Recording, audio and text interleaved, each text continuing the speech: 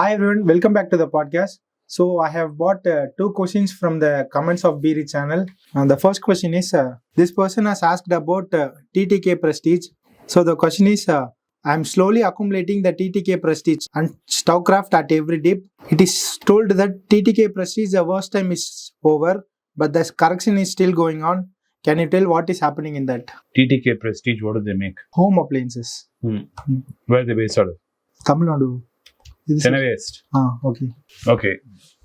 First of all, TTK company is a very old company. It's based out of Chennai and it was founded way back in 1928 by TTK Krishnamacharya. It's a family-run company, family-held company. 70% of the company is held by promoters. Okay. Out of that, the Krishnamacharya family itself owns 60% of that 70%. FIIs have 6% and DIIs have 14%. Public is sitting only at 8%. So the amount of pool you're buying into is very small. Right? PE ratio of 41, I don't see it is still in any big correction for me to even talk about it. And it's a very small company. But if you want to buy TTK Prestige, your opinion is that. What is the other company you spoke about? Stovekraft. Stovekraft. Stovekraft is also, I think, is right now not priced well. If it dips, its PE ratio also has gone through the roof. This is even smaller than TTK. It's only 1,387 crores and it's at a PE ratio of 54. So this is even more expensive. And I don't see any correction in it. In the chart which I'm looking at for the last 1 year, it's not even reached the year low for me to say that it's reached any correction. So even this, I would say, if you're interested in both these companies, I would say to wait at a better price point to buy them. This is my thought. This is my personal opinion. I'm really not got into TTK. I don't think there's any debt in TTK. And Stovekraft, what is the debt on Stovekraft? Borrowings, let's see. Long-term borrowings, very little negligible long-term borrowings they are sitting. So they're also not, pretty much there's no debt in it. But you'll have to look at the prospect of business for both these companies in the long term. TTK is a long-established branch. They're almost 100 years old now, while Stovekraft is probably around 20-25 years old. So I have no other opinion about both these companies. You're buying in dips. I'm happy you're buying in dips. But do think about your long-term strategies and what your goals are and does align towards your goal. The company like Stovekraft now, I don't think even pays dividend. So what is it your goal is? What is your ambition? Why you're investing in these companies is something to consider. Next question.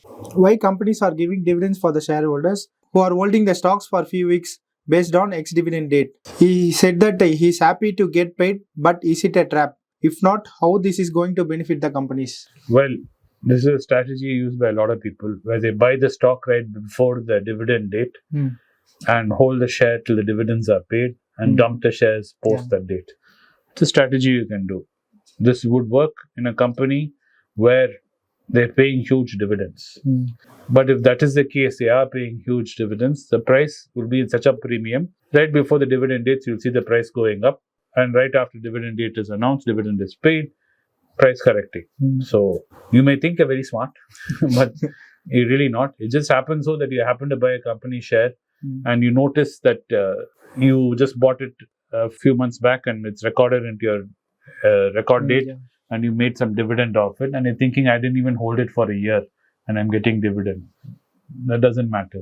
Dividend is paid to the share. It is not paid to the guy whoever owns it or the shareholder. It is meant for the share. So whoever is sitting on that piece of paper at that point of time gets the benefit of it. That's about it. And this is also true in bond markets where bond rates are decided according to the date, closer to the date the bond interest is being paid. You'll see the bond price of that particular bond going up. The day after the bond is paid and you have another 360 days for the next interest cycle for you to kick in if it's a yearly bond, then you'll see the price immediately correcting because you'll factor in this interest into the price of the bond so that you're really not making anything extraordinarily huge in buying it with the interest cycles in mind or the dividend cycles in mind. But it's a strategy a lot of people do try. If you're lucky to do that, I'm happy you managed to do it. But I won't say that's an investment strategy to work on. And you won't be making any big profit in the long term. And to keep cycles of these things and track of these things is not worthwhile. I would rather that you buy companies at the right price and hold them on for a long term and look for growth rather that you buy value and invest in a company more than looking at the price and the dividend payout cycles and investing in that is not a strategy which will work out for you as an investor trying to grow wealth.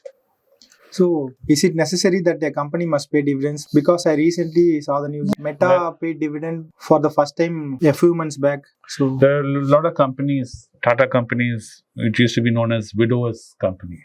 So what will happen is when the husband dies, the widow is left behind with some money, and they will buy this Tata company shares. And these companies would pay yearly dividend of X amount guaranteed.